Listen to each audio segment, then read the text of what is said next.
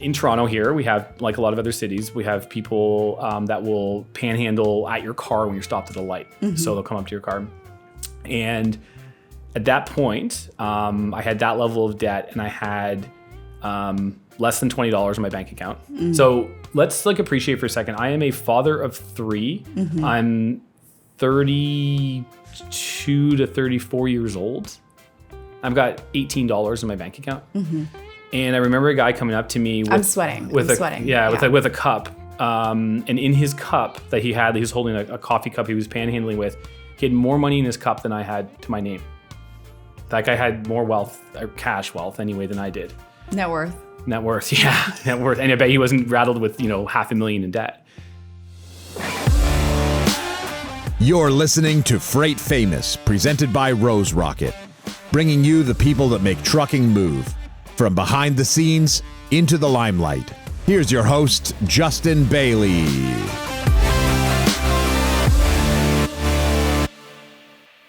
Hello, everyone. Welcome to Freight Famous, a podcast produced by Rose Rocket from the lovely Rose Rocket Studios in downtown Toronto.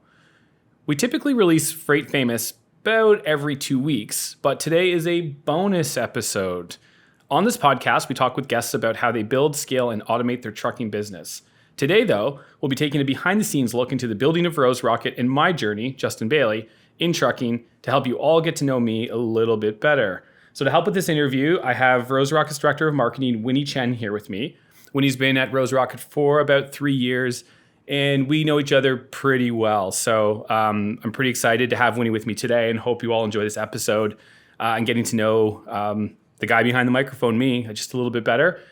Winnie, I will pass it to you. Great job introducing myself and you at the same time. Thank you. This is becoming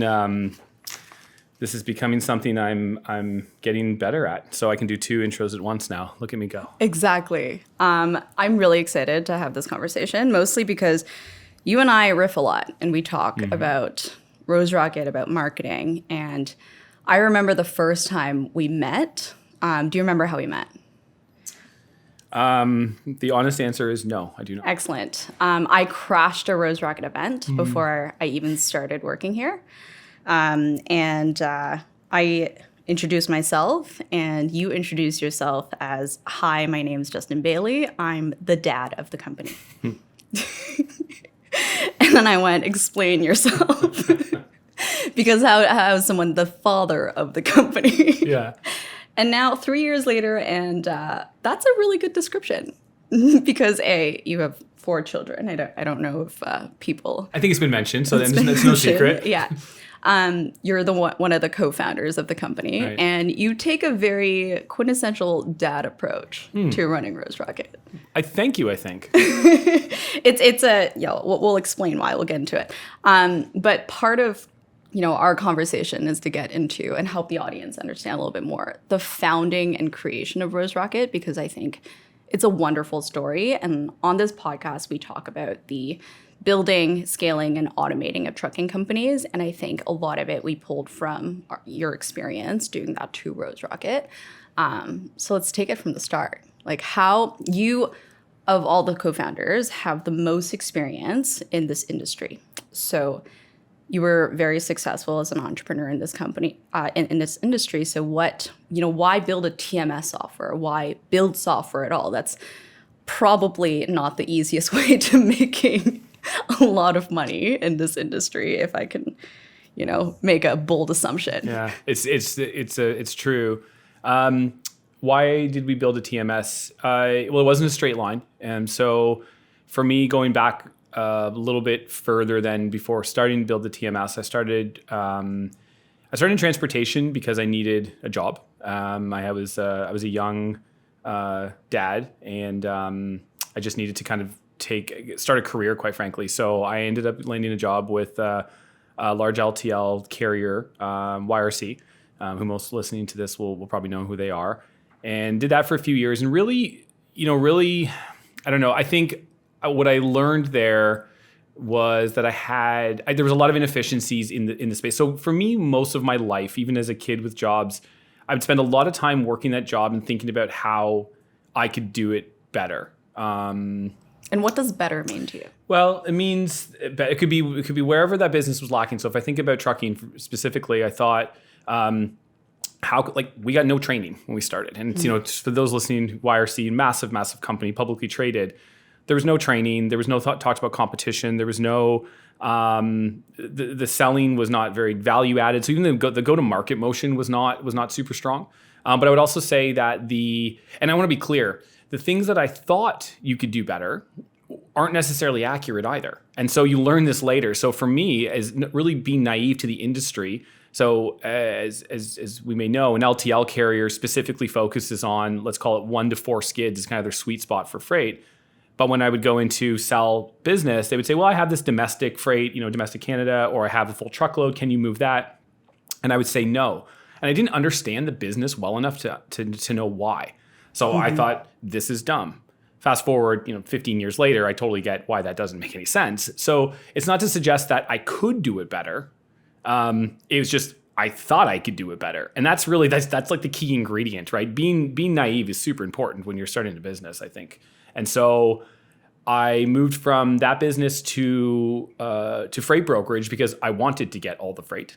And that came with a whole bunch of challenges that, I didn't foresee. I remember just like leaving YRC and jumping into a full commission role. Like, it feels like in ways like I didn't even think about it. It was looking back now, it was so sort of preordained in what I had to do on my journey, because the absolute like moment of it, at this time, I think I had now like 3 kids maybe. And yeah, I jumped to a full commission job from like a steady, company car and company expense account and all the kind of comfortable stuff, for the promise of just doing something more interesting. So yeah, so I rolled that for a while. I remember I got right near so I was 90 days in on that job, and the owner of that company phoned me and said, you haven't landed any business. And I was abundantly clear because I wasn't making any money. And he's like, I'm not sure that this is working out. And I was sitting in the parking lot in this just place, I remember, in my car, and thinking like, I didn't know what to do. I didn't actually really even know how to get that type of business. I'd never done it before. I just started one day, and this company was 4 people. So they're like, go out and sell. I was like, okay. I just went knocking on doors and didn't even know the pitch, didn't know what type of companies to be looking for. Again, like naive out to maximum. But then the next day, one of the people I called on said, I have got 6 truckloads going to somewhere, Calgary, I think, actually. Can you move them? And so we moved them. I made a bit of money that day. We moved some the next day. And then within 6 months, the business that I brought on had almost, probably more so, doubled the size of that brokerage. So my business unto itself was pretty significant. But I was probably 2 weeks away from being out of the industry completely at that moment. That's a bit of a Hail Mary moment, isn't it? It is, and I didn't. And I'd be lying if I said that I did this, I persevered and I visualized it, and I got lucky. I was making the calls, I was doing something right, but timing is everything, and I've been extremely blessed in my life with timing. And that was just that was one of many to follow moments of just the universe is conspiring in my favor, and that it just clicked. And again, I just sort of knew that this is what I had to be doing. I didn't really know why. I wasn't particularly interested in it. I mean, I'm still not particularly interested in it, in terms of like the actual transportation. It's given me a lot. I'm fascinated in it. I'm learning tons of it, but I don't spend my weekends digging through transportation stuff. I'm not obsessed with the space like some people actually are. So it wasn't about that. It just felt like there was something I had to do. And again, I couldn't explain it then. And it's maybe this is it. Maybe this is just another stop sort of on this ultimate, journey of life. So anyway, I worked there for a while. Then it was time for me to start my own business because I was starting to get hungry for technology. I was starting to get hungry because this, again, was a small business. Really, really liked the owner a lot, but he wasn't interested in investing in, digital customer experiences or things that I just thought were coming. I was younger, and it just felt like there was a shift coming, and I was right. And I wanted to be a part of that or ahead of that. So I set up a business, started moving freight, day one, built a small team, built a small company, and was using technology to enable that business in ways that I had never seen before, largely around how the customers would engage with us. We were actually asking customers to go on and book their own freight, manage it. Something that's kind of common today, use a portal. But in 2010, that was pretty novel. And so that was the opening eyes for me in terms of, wow, this is something people actually want. The market wants this. And that led into through a series of events, meeting the current co-founders that I have now, and starting a startup that was basically a complete digital brokerage that was fully engaging from the customer right directly to the carrier, and we were going to Expedia for freight, basically for LTL. That didn't work because the trucking companies at that time, and in fact, to a degree even still today, were largely void of any API. We couldn't connect to them. So we could send them emails, we can make it look fancy on the front end, but we just couldn't do the thing to actually scale that business. And that's why Rose Rocket became a business. So as that business was failing, it was none of these marketplaces are going to work. Uber was starting to be a thing like in the world like of taxis. It's like the obvious conclusion is there will be Uber for freight. You can see that happening. And so as that business started winding down, we said, we've got to help trucking companies get on the internet. And that was the impetus of what Rose Rocket was. We're like, well, then we've got to build, and trucking companies don't like doing something else. We call it swivel chair. We didn't even have a term for it back then. It's like app fatigue, swivel chair, whatever you want. There just wasn't, nobody wanted to do that. They wanted to like live in their existing system, do the work that was in there, and then go home. So we needed to build that system. We had no idea what we were signing up for in terms of how big, what a TMS even was, like how big that undertaking was going to be.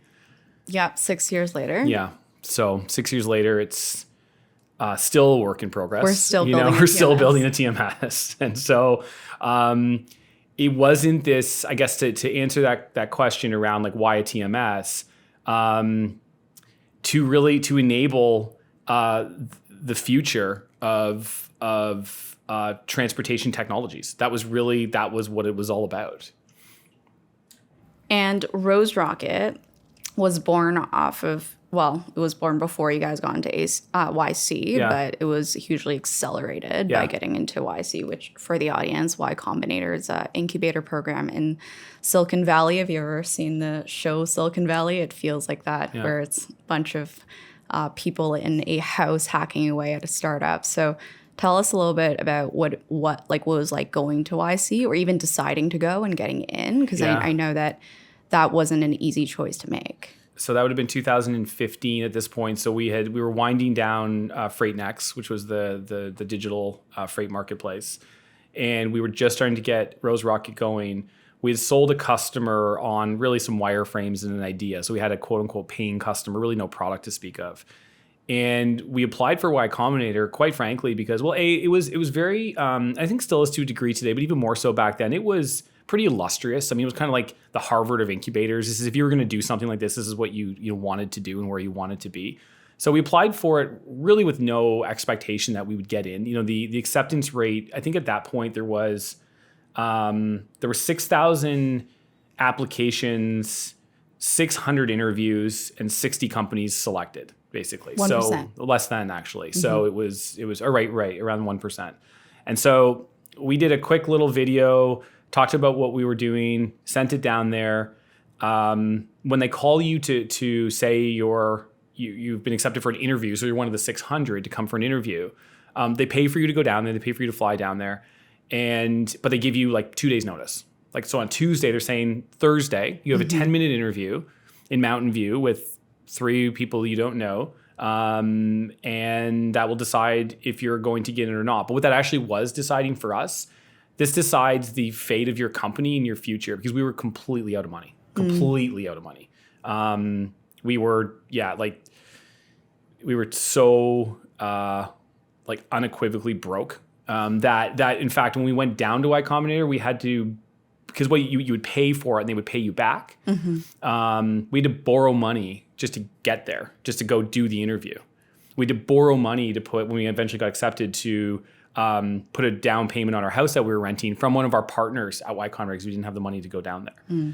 And so we didn't probably appreciate it at the time, because again, when you're in the moment, you're just sort of doing the thing. But we were, I don't know, we were already dead at that point. We didn't know it before we went to Y-Combinator. We just weren't ready to sort of accept that reality. But looking back, we'd already, Next had already killed us. It had wiped us out financially. So we were just running on fumes at that point. And so this was you want to talk about a Hail Mary. This was a Hail Mary. We went down to the interview, got in, obviously. And I think they gave us 150 grand. That's part of like what you get when you went down. That's a lot more now. But that was huge for us. It was everything. But like financially it was difficult, but also like emotionally it was difficult because at that point, like you had a family. You know, most people that think about, 4 dudes in a basement building a company, like don't have families that they have to support. So like, what was that like, having to make the decision to go to Silicon Valley for a few months when? Yeah, it was 8 months. 8 months. When it was all said and done. And it was really difficult. I was freshly divorced at that point, relatively freshly divorced, and things hadn't settled super well. Anybody who's listening who's been through a divorce knows that there's sometimes infinitum period of unsettlement, if you will. But especially early days, it's pretty hard to find your footing from your own perspective within the relationship, how you're managing the kids, all the things that go through that. It's a pretty overwhelming and intense time. And my kids were young, and so there was a lot of guilt from my side. There was a ton of guilt around doing that. It felt very selfish because it did still feel like such a 1 in a million shot. That it was like, okay, I'm going to go spend, at the time, whatever I thought it was going to be 6 months in Silicon Valley and get to live this, this fun entrepreneurial dream, and basically just like fuck off from all my responsibilities, more or less. I was able to send some money home for the first time in a long time. That's quite frankly how I was able to rationalize to go at that time, because my ex-wife was relying on me for money in a pretty meaningful way too. Again, we were fresh off, so she had to find her footing. She hadn't been working. The kids were young, and it was so we were scrambling. And so this was hey, I've got to do this. This is really our path right now to just actually paying rent. Right. But besides that, it was an incredible amount of guilt. I mean, I wasn't home for Father's Day. I wasn't. It just there was a lot that went into that. But saying all that, there was this just. Again, when people feel this way and they fail, it's arrogance. And when people succeed, it's intelligence. So I don't want to be careful that I think it's conflating a little bit to say it was anything. But I did feel this drive of certainty around having to do this. It's just like there's something in me that says I just have to keep going, and we have to do this. This is a once in a lifetime opportunity, not just from a personal perspective, but again, the likelihood that the doors are going to open for us to raise some continued financing post YC were very, very high. It's almost a right to raise money when you went to Y-Combinator back then. So we knew we were going to walk into some money, even if we had a crappy experience there and put up a crappy product and did crappy results.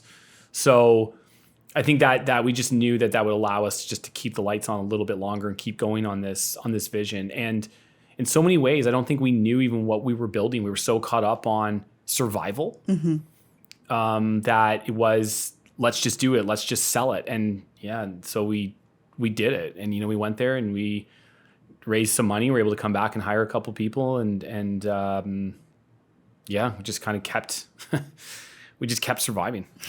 Keep on surviving. Yeah. It's really the name of the game in this space, I think. And it's the name of the game, I think, in startups. The ones who make it are the ones who last. Yeah. I remember one conversation that you and I had around, I think you were worried asking the question of, why do myself or other employees work for a company that is not their company, right? Because you were coming into I'm a co-founder. This is have a huge ownership in this company, but Not anymore.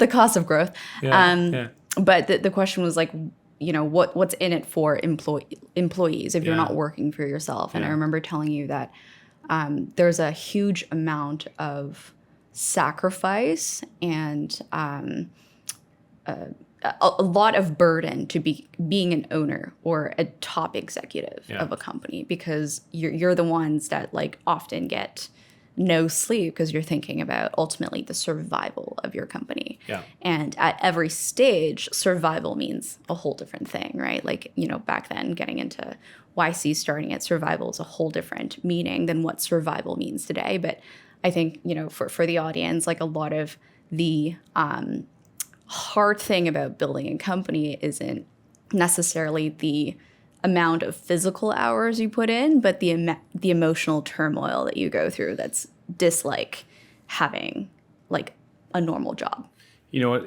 So kind of going back to the time of when I said we were, just like kind of like, how broke were you? Well, we, so going into kind of that really difficult period, kind of in like Freight next is not going to work. We're not sure what is next, kind of sort of pre-Rose Rocket or just like rumblings of Rose Rocket period of time, which I can't totally remember how long that was, but it probably was, 4 to 6 months, a period of time. And I remember, at that time where I was $600,000 in personal debt at that point. I remember driving down the street. There's two things I remember. I remember going to my dad's and they said it with love, but I remember my dad and my stepmom sitting me down and saying, you need to get a job because you've got kids to support. And this is a fantasy and it's not going to work. Now my dad's an entrepreneur. And so saying no to that, was very difficult because I really had no grounds to stand on. Things were only kind of getting worse. And I remember in that same period of time that in Toronto here, we have, like a lot of other cities, we have people that will panhandle at your car when you're stopped at a light. So they'll come up to your car. And at that point, I had that level of debt and I had less than $20 in my bank account. So let's appreciate for a second. I am a father of 3.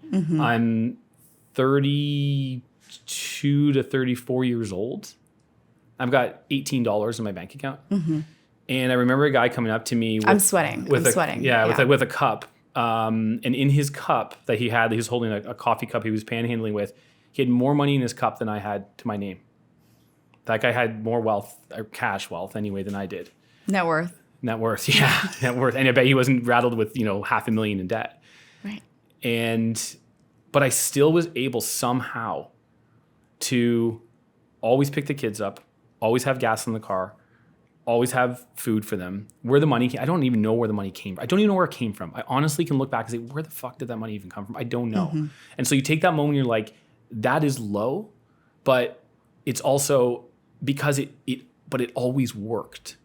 And so I knew it would work. I knew it would just keep working. It just somehow always worked. There was a customer who would sign up that would send us $1,500 for something, and we split 3 ways between us. We weren't putting into a bank account. We were cashing it, taking the $500 and going and doing what we needed to do. And it would just show up. The day we needed it is when it would show up. So it always felt like, so that moment is this moment of desperation, but this also at the same time, absolute unequivocal moment of confirmation that this is working. And so kind of going back to what you said around like the things you have to lift early days, that's the shit you might have to lift early days. Yeah. And being able to see the world through that lens, that this is an opportunity, that's kind of fucked up, right? That's I think a level of risk that not everyone's willing to take. Yeah. Right? What was it like? I mean, you weren't going through this alone. You had 2 co-founders. Like, from your perspective, what was it like having 2 co-founders, and what were they like? How was the balance of the team? I mean, we were all having our own struggles. I think, Sky, fortunately for him, was without any family at that point. So he had his girlfriend, who's now his wife. But you know, it's also like he still, but he is, if anybody who knows him, who's going to listen to this or who doesn't know him, his ambitions are legendary. And so the perspective, it doesn't matter that he, you know, didn't have mouths to feed per se. He had his own ambition to feed, which was, and he's all about, he's so analytical. So he's all about like opportunity cost. Like this is something he talks about still a lot to this day, but he used to talk about that a ton then. So every minute he was spending working on something that was making him poor, and he's a genius, right? So it's like he could go get a job and make $500K a year doing whatever he wants. So, you know, it was kind of like, you know, to me, because I was responsible at that, especially that stage of the business, I was largely the person who was responsible for bringing the money in. Even back then I did all the fundraising because it was kind of selling vision. So I did a lot of that early fundraising stuff then. So I was responsible to bring in the money. So going back to your early point about being the dad, you know, I started sort of in that same way. Alex was actually doing some side. So as an engineer, they're gifted with this ability to do, there's always demand for work. So he was able to pick up some side hustles along the way. But he also then he had a family and he had kids, and he had to manage his family's expectations around, why are you working on these little fledgling startups that aren't doing anything? You're a brilliant engineer and you could go work on anything you wanted and make a lot more money and, you know, make this a much more comfortable life for us. Yeah. So we all had our own versions of it. I can't speak to exactly what they were going through day to day, but I know collectively when we'd work on stuff together, you know, we were really enthusiastic about what we were doing. And that stuff went away. That was the working together was the thing that allowed us to keep going, because all those, that was the, you know, some people turned to heroin, we turned to work. You know, that was where everything melted away, you know? So that was what was that like working relationship like? Because you're knowing each of the co-founders, immensely different people. Yeah. Even if you want to dig into the data, the failure rates of single founder companies are so much higher. And it's so obvious as to why once you do it. There's just too much to do. And you need a diversified skill set. And you need people with that level of skin in the game. There's probably a better term than that, but I think we'll use it. And so for us, like, what were the skills? I mean, I was customer facing. I was for real simplification here, I was sales. Sky was product and operations, and Alex was engineering. So we had someone who could build the product, Alex, someone who could interpret what needed to be built and understood the business sort of consequences and opportunities, Sky, and myself was just make sure there's enough money for us to get to the next day. And so that's early days kind of mission critical. It's pretty simple in explanation, really difficult in obviously execution. But yeah, our skill sets are, dare I say, almost perfect in terms of where we kind of play off each other and where our strengths and weaknesses end and start. So even today, that still holds true. You've mentioned a concept of like what you call surround yourself with operators. Yeah. Like, what does that mean to you?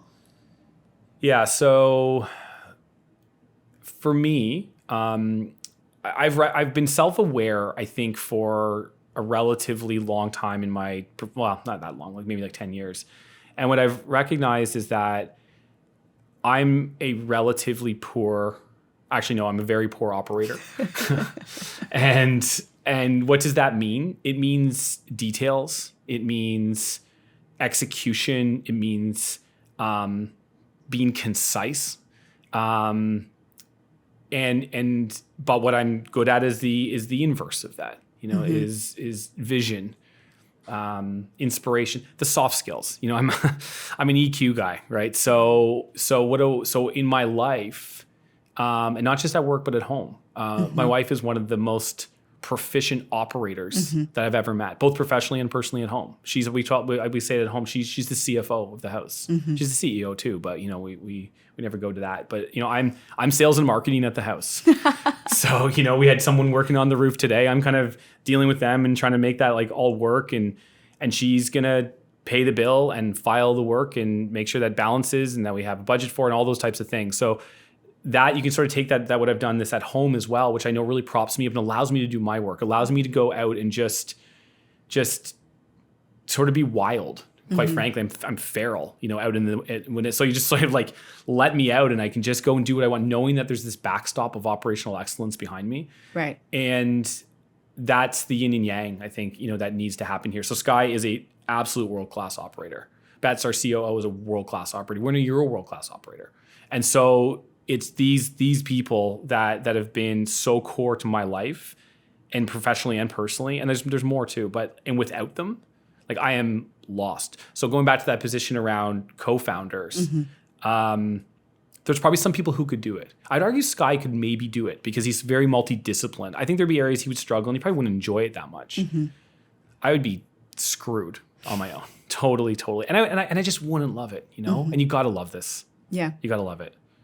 There's so much that is not lovable. There's so much that's not lovable. There's so much that's not lovable. Yeah. Okay, so you guys got a little bit of funding Yeah. off of YC. There was a lot happening there. It was an intense program. Came back to Toronto to build the Rose Rocket team. What was that like? From people talk about the first 50 people. That was an incredible amount of fun, really. That's how I would actually look at it. It was so unbelievably satisfying and honoring when people would choose to work for us when we were really small. Yeah. And look, I don't want to say it's the same today, but I'd be lying if it wasn't a little bit more. When we hired, Alexei Novak, our first, who still works here today, our first engineer, why the hell would he come work for us? Like, why would he do that? There was 3 of us sitting in an office no bigger than this table, basically, in a co-working space. And he's like, yeah, I'm going to sign up and I'm going to commit the next 5 to 10 years of my life, maybe more, to this. Why? So why? I don't know. What did you sell him on? I don't know. Like, we all went at it. I remember when he accepted, we celebrated like we just won the Super Bowl. It was like, and he's a great quality engineer, and he's, and again, still high standard today. And I don't pretend to know his role anymore because we move stuff around in that area a lot. But he's very, very senior here, and we were just yeah. I mean, those first, call it like, so you talk about sort of the first 50, but the first 10 is like impossible. Like, there's no business that people should come and work for a company like that, especially in Toronto. It's not like, we're not Silicon Valley, and it was still a pretty small startup scene by comparison at that time too. So startups were still kind of like, it wasn't like everyone wanting to work at a startup. It was not nearly as in vogue as it is right now. It was a little bit, was more so than it would have been, say, in 2010. But this is 2017 kind of thing now. Still, it wasn't super hyped like it is today. Right. And so, yeah, and then after that first 10, you get to build a bit of momentum, and then, things break down around 50, right? That's when there's actually some pretty cool studies around this where tribes break at 50. There's in nature, I think it's like chimpanzee colonies and things like this, they rarely, if ever, it's almost like monumental if they ever exceed 50, because these things break at that point. And so break's not the right word I would use for us, because we actually did a really nice job going from 50 to 100 through the pandemic, quite frankly. Because again, we have world-class operators that execute these programs and plans, and like our culture around here and our hiring motion and the kind of people we attract here is awe-inspiring. And I have no clue how we do it, because again, this is not my strong suit. So I can conflate and tell you about what I'm witnessing, but I want to be clear. I'm bearing witness. I'm not bearing impact. I am on the outside looking in on this. You're probably selling yourself a little bit short. I appreciate that. You're just waiting for me to say that. No, and I say this, okay, so back to, we introduced you, and you introduced yourself as the father or the dad of the company, and, appreciate that, like, this is a very gendered role question, and we're talking like father figure of the company, but even working with you, you were exceptional at pointing at the right direction and go, like, figure it out, but you were very trusting that people would figure it out. And that was an entirely like hands-off way of working with someone. So how do you do that? Like, how do you identify, okay, this person's going to get it done, and trust that they do it? Because I start with trusting first, and then my trust will erode over time. So everybody who is a net new person in my life has my 100% trust. 100%. Well, unless again, if they're coming with some like, there's a backstory and I'm like, oh, that's sketchy. But if it's a fully, here's a person. Now, yeah, that's fair. So I might have a sense or an instinct, but I actually try to ignore those largely. Because they're really, what are they really based on? I'm not actually a big believer in the first impression type thing. I actually don't, at least for me, my first impressions are often wrong and presumptuous. So I just try to back off from that. So generally what I will do is again, I trust the people around me. Okay, so let me go back to that, because that actually is it's an important question, because I think one of my core philosophies around how to build a business and from the beginning and how you do this is like attracts like. And so when you have those initial, so you can't argue with physics, right? So when you have your initial co-founders and you completely trust them, then you should by extension trust completely who they would hire. And so I, for a long time, have been largely out of that hiring role, like as a frontline person. But when we hire people, I know that they've been through the person who's like that person, who's like that person, who's like that person. So I inherently trust them right away. Now you can break it, and trust. I think once trust is broken, I don't think there's always scar tissue there. But I think for me, that's how I did that. And I also believe I'm largely a believer, and I've watched this, and maybe this is going back to that parent reference with my own kids, is that, when you give somebody double the responsibility and watch their IQ double as well. And that just plays out all the time. And so I tend to like to give people as much as they want, and back to this sort of lack of operation. It's quite frankly, I'm incapable of doing it myself anyway. So, you're going to then, what do I have to exactly, lose? quite frankly, the likelihood of the outcome that I'm going to do is going to be pretty weak. So maybe in areas that I'm particularly strong, I might have a bit more of a control fetish. But the reality is, control is the greatest human addiction. And so I just try to really separate, really at the end of the day, what can you control? It's very little. And so if I can distance myself from the idea of control and trust that the people around me are as trustworthy as they've always been, then it's actually pretty easy. As a controlling person, that's where it's difficult. And I'm joking about being controlling, half yes and half no, because I think there's a very interesting thing that you said about doubling responsibility and doubling IQ. Right, it's like at Rose Rocket, I joined as like what we call an IC, an individual contributor, and became a manager. And through that, like the hardest part about going from an individual contributor to going to like a manager or team lead role is that the skills that made you good as an individual contributor made you a terrible boss, right? Like the level of, let's say, executional excellence that you delivered to like being on the job, that made you an overbearing boss. And like, trying to own the control made being a leader really difficult. And so I think being able to identify where you have no control and trusting your team members to operate with that is a much more important and like hard to get to place than you're making it sound. Well, it comes also through experience, right? And so I'm almost 42 years old.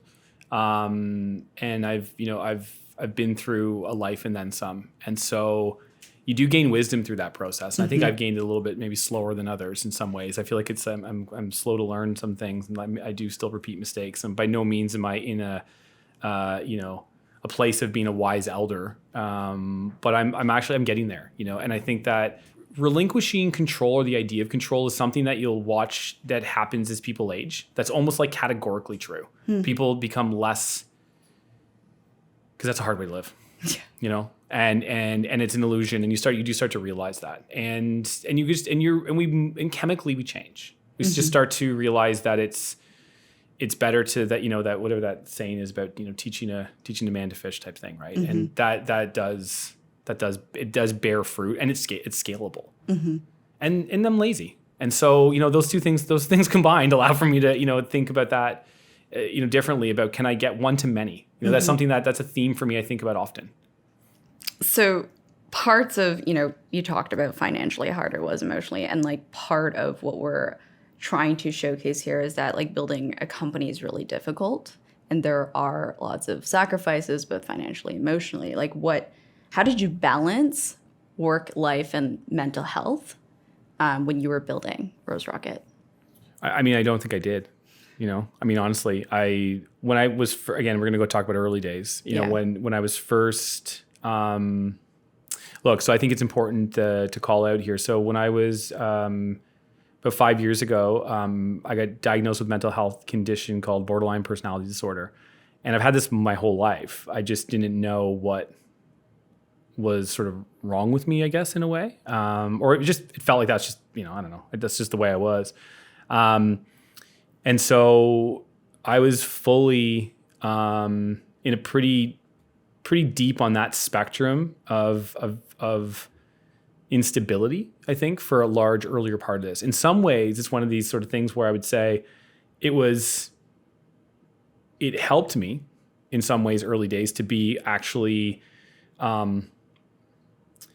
BPD and narcissism can be pretty closely twined. So there was some that narcissistic style behavior that allowed me just to kind of brute force my way through things without actually being too considerate of other people. And I'm not suggesting or recommending that as a way of doing things. It's just what I did in hindsight. But that was, that wasn't something I was taking care of particularly well. There actually, I do recall there was a group therapist at Y-Combinator that you could talk to. And so I'd signed up for a session with her.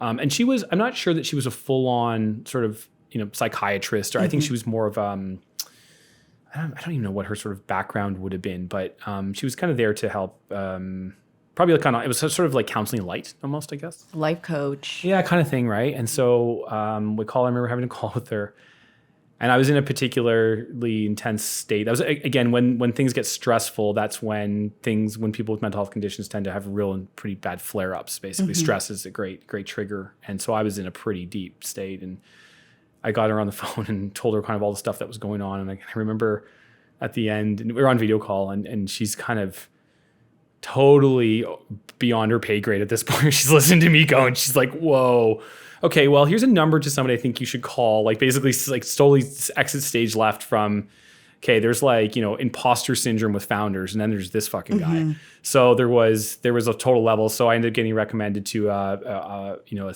therapist. Again, I was undiagnosed at that point. So just did kind of my best to get through that. And quite frankly, I think one of the challenging things with mental health when you're starting a company, you don't have any money, therapy's expensive.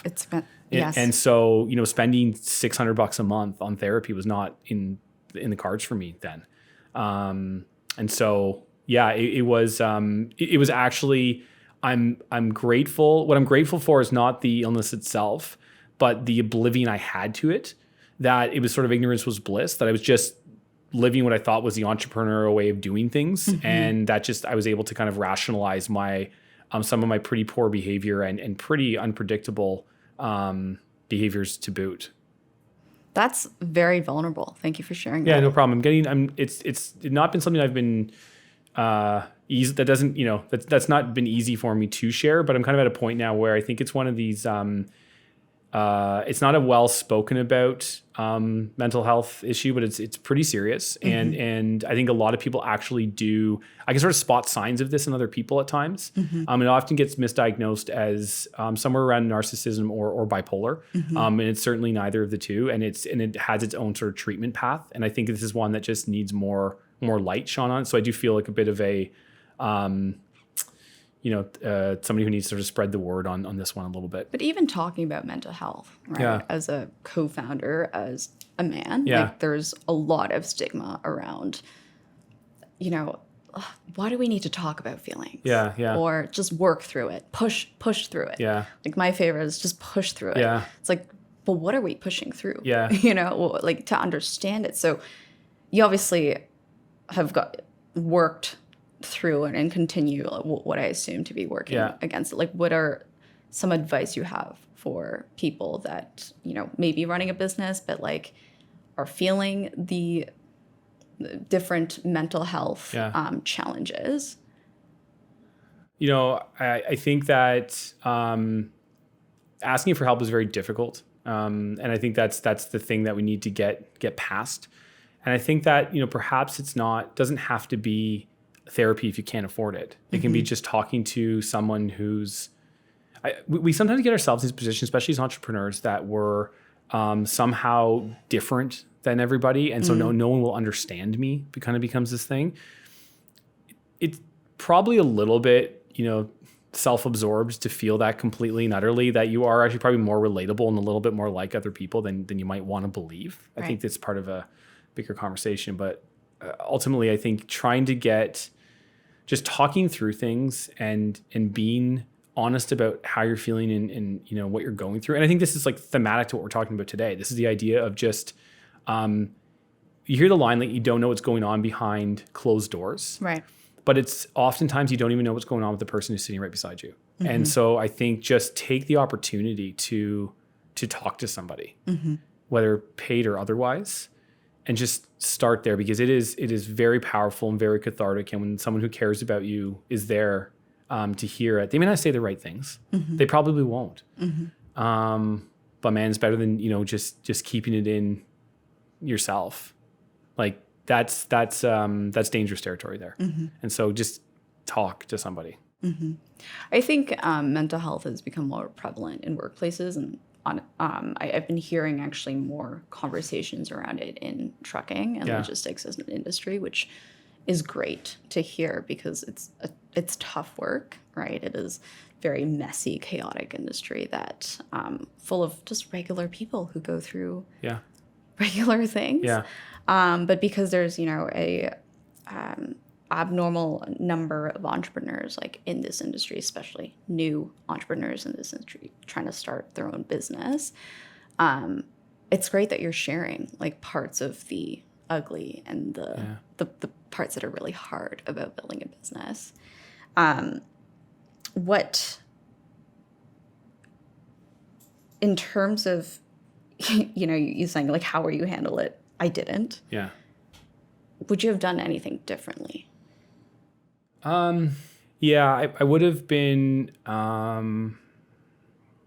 was really difficult. I'm thinking back to Y-Combinator in particular because of just how sort of alone I was, in a sense. I was like, physically, I was in California, and we had our co-founders, we were all like living together, but we weren't working. We were kind of giving each other some space because we were spending 14, 16 hours a day together. And so, you're largely kind of doing that. You're alone, and, I had the kids back home, but again, I felt very disconnected from things. And so most of the, relationships I was having was with my co-founders, and I think of Justin in particular. And I just think that I was unnecessarily critical and hard on him during that period of time. And I think that if I look back, a lot of that was stemming from sort of some BPD episodes running wild and not putting them in check and not having enough, sense of awareness. And again, no knowledge of what I was really actually even going through at that time, to pause. I would have played more of a support role than tried to play such a, I think, constantly dominating, challenging, argumentative. I think I definitely would have been better there. And that continued when we got back from YC. It's not like that it all ended when we left California. We just got more distracted because there was just a lot more work to do. Now we had a company we had to build, and I had to go my way, he had to go his way, and we had to kind of work on different things. But even for early days, in the office, there were times when we would fully come to screaming matches in front of 20 employees. That doesn't happen anymore. Thank God. And it doesn't get there because we've got a different kind of respect for each other, a different kind of relationship with each other, and we've both grown. But I think for me, if I could go back and change things, I would have been far more gracious towards him. I think that's so difficult because the part about when someone is going through or is challenged by mental health, like if you don't go through it, you associate these behavior to character and not circumstance, right? So, I mean, like, to be more gracious is like probably more gracious to yourself as well. For sure. And again, I think had I have known what I was dealing with, I could have been maybe more equipped to recognize what was happening in real time at that, then. So I'm not mad at myself per se, because I just didn't know what I didn't know. So I think in terms of that part, I'm okay there. But yeah, again, magic wand. Yeah, a little more grace. Yeah, a little more grace, honestly, for everyone around us, because again, why we're doing this episode is to share the parts that are hard in hopes of making conversations like this easier Yeah. for people just having it on a regular basis. Yeah, right? in a super corny way. If like one person can listen to this and decide that today's the day they're going to talk to their business partner, their wife, their kids, or whatever it is about something that's been going on and that's getting worse, not better, as they often do. Yeah. That's a pretty successful show. That would be a good outcome. Yeah. On that note, it's been really fun digging into the journey of growing Rose Rocket. And I think the important part of, this podcast was to illustrate that there's so much about growing a business that's shiny and magical and sexy. And there's so much that are absolutely not, right? And I think you wanted to come on and share a bit of the messiness that is growing a company. Honestly, if not to share that, like, it's hard. And there's comfort in the fact that this is a really difficult thing to do. So surround yourself with people that make that a little bit easier. Is there, I think, final advice for people that's building a trucking or logistics company, starting a software company, starting anything? Yeah. Just this. Hopefully this isn't obvious. And I said it earlier, and this is advice. So in all of when we were in Y-Combinator, they would bring a guest speaker out every week, and these were like, founder of Pixar, founder of Box, founder of what's the, like, not Uber Eats, but the other big one. Doesn't matter, like just multi-billion-dollar companies and these things. And I'm going to forget the name. I'm not great with names, but there was a guy who came up from Groupon. He was the founder of Groupon, and he said, this is the most obvious thing, but it's so true. And he said, the ones who make it are the ones who last. Mm-hmm. And to me, I interpret that as just keep going. Mm-hmm. Like, just keep going. And that is, basic as that might come across, that is, I think, the secret. That's actually great advice. You just have to outlast. Yeah. Yeah. Well, thank you so much. Thank you. That was fun. That was fun. Okay. Signing off. Don't forget to like and subscribe to the Rose Rocket podcast. Bye for now.